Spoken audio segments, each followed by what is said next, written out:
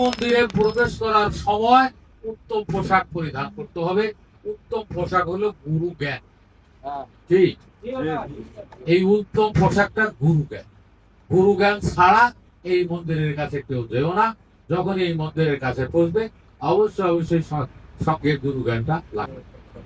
আরবিটা হলো ইয়া বানি আদম খুযু জিনাতুকুম ইনদা কুল্লি মাসজিদিন ওয়া কুলু ওয়াশরাবু ওয়া লা তুসরিফু ইন্নাল্লাহা লা ইউহিব্বুল মুসরিফিন। এটা হলো আরবি আয়াত।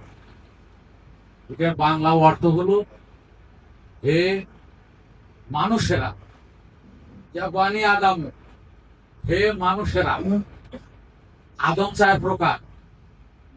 একটা হলো মাটির আদম বা মানুষ, আর একটা আদি মানুষ, আর একটা সন্তান মানুষ, আর একটা বন্ধু মানুষ। অর্থাৎ আরদেল আদম, আওয়াল আদম, বানি আদম আর সাফি আদম। এই হলো মোট চার প্রকার আদম। এইখানে বলা আছে, এটা আবার থাকে না, যাটা থাকে এরকম সময় যায় একেবারে করে।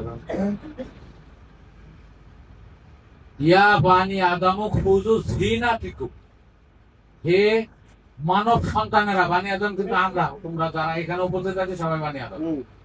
আর আওয়াল আদম বলতে গেলে মাটির থেকে যা সৃষ্টি হয়েছে সবই আওয়াল আদম। আবার একটু আগে যাও আমরা শুনলাম, ওই যে আমাদের ইউনুস মাস্টার যে আলোচনাটা করলেন, উনি বললেন যে তার ছাত্ররা তাকে বলছে যে এই বিশ্বজগৎ কে সৃষ্টি করেছে, এইটার একটা উদাহরণ আমি দেই। এইটার উদাহরণ হলো, আমি যেটা মনে করি, আমরা প্রতি সপ্তাহে কান পরিষ্কার করি, কানে ময়লাটা আসে করতে। দাঁত তো দিনে 2-3 বার আমরা পরিষ্কার করি, দাঁতে ময়লা আসে করতে। অটো হয় না? যেখানে পানি সেতে অবস্থা থাকে, পানির স্রোত যায়, সেখানে ময়লা অটো তৈরি হয়। যেখানে বাতাস প্রবাহিত হয় সেখানে ধুলা স্তূপ অটো তৈরি হয়। আমরা টেবিলের উপর 7 দিন না মুছলে টেবিলে ধুলা পড়ে না। এখন এটা যদি 70 বছর না মোছা হয়, মোটামুটি আধা ইঞ্চি হবে। এটা যদি 70,000 বছর না মোছা হয়, হয়তো 1 ফিট হয়ে যাবে।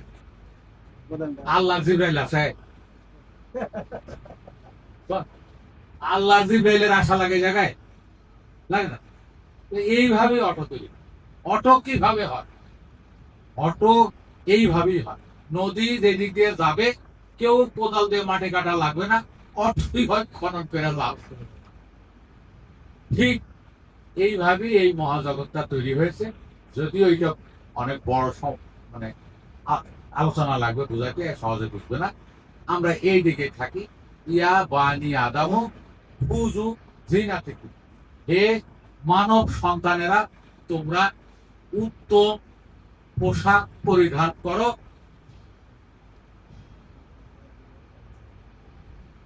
ইনদা কুল্লি মসজিদে, সকল মসজিদে, মসজিদের সামনে বা মসজিদে প্রবেশের সময়। ইনদা কুল্লি মসজিদে কুলু ওয়াশরাবু ওয়া লা তুসরিফু, তোমরা খাও পান করো, অপব্যয় করো না। ইন্নাল্লাহা লা ইউহিব্বুল মুসরিফিন, নিশ্চয়ই আল্লাহ অপব্যয়কারীকে পছন্দ করেন। এই ছিল কথা। এখন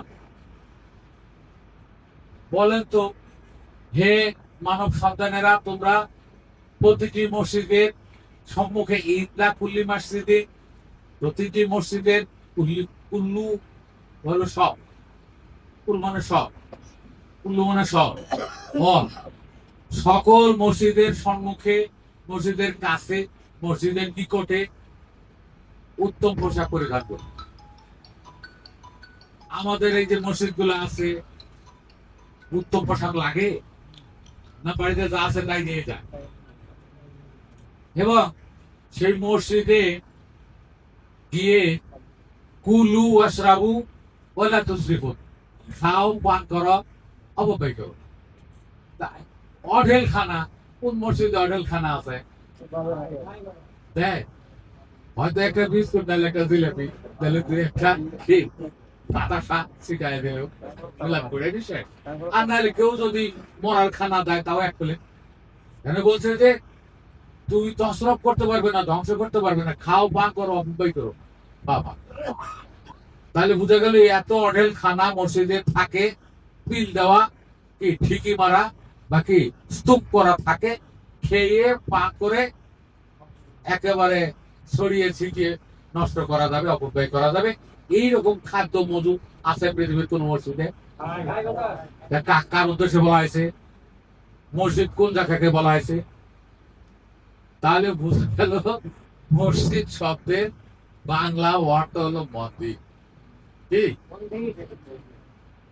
মসজিদ যদিও এটা ভক্তির জায়গা, তাহলে ভক্তি কেন্দ্র বা ভক্তি সেন্টার বা ভক্তি বাস বা ভক্তি আবাস এরকমও বলা যায় মসজিদের বাংলা। তবে যেহেতু আমাদের মসজিদের মতো উপাসনালয় হিন্দুদেরও আছে, সেটাকে মন্দির বলা হয়। মসজিদের বাংলাটা মন্দিরই।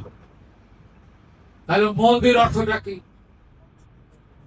মন যে জায়গায় স্থির হয়, মন স্থির হয় সবার কোন জায়গায়?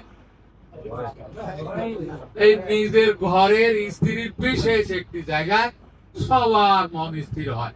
তাহলে খোদ এইটাই হলো মন্দির। এই মন্দিরে প্রবেশ করার সময় উত্তম পোশাক পরিধান করতে হবে। উত্তম পোশাক হলো গুরু জ্ঞান। ঠিক, এই উত্তম পোশাকটা গুরু জ্ঞান। গুরু জ্ঞান ছাড়া এই মন্দিরের কাছে কেউ যেও না। যখন এই মন্দিরের কাছে পৌঁছবে অবশ্যই সঙ্গে গুরু জ্ঞানটা লাগবে। তারপরে মন্দিরে ওয়ার্ডের এই খাদ্য এবং পানীয় আছে, সেইটা গুরু জ্ঞান দ্বারা তোমাদেরকে প্রাপ্ত হতে হবে। আর এটা নষ্ট করো না। এই জায়গায় আমার মনে হয় খাও পান করো, অপব্যয় করো না। অপব্যয় করার ব্যাপারে লালন সাহেবের একটা বাণী, কে জানি বললো না, ওই যে আমাদের এই রাজা ভাই বললো, একাধিকবার বলছে যে ধনে উৎপত্তি প্রাণধন, সে ধনের হলো না যতন, অকালে ফল পাকাই লালন, দেখে শুনেও জ্ঞান হলো না, যেখানে সার বারাম খানা, যেখানে সার বারাম খানা। যে ধনে উৎপত্তি প্রাণধন, এটা বড় জাতির বীর্য। আমের বেশি, কাঁঠালের বেশি, তেঁতুলের বেশি, বড়ের বেশি, সে ধনের হলো না যতন। এই আমরা পুরুষ মানুষরা হয় এক সময় মায়ায় অন্ধ হয়ে, অথবা এক সময় ধর্মান্ধ হয়ে, পথভ্রষ্ট হয়ে নিজের ঘরের মাল অন্য জায়গায় বিনামূল্যে দিয়ে আসবো, আবার বলবো যে আমার মালটাও দিব, আবার 500-1000 টাকাও পাবে। বা কি দাতা সাজে!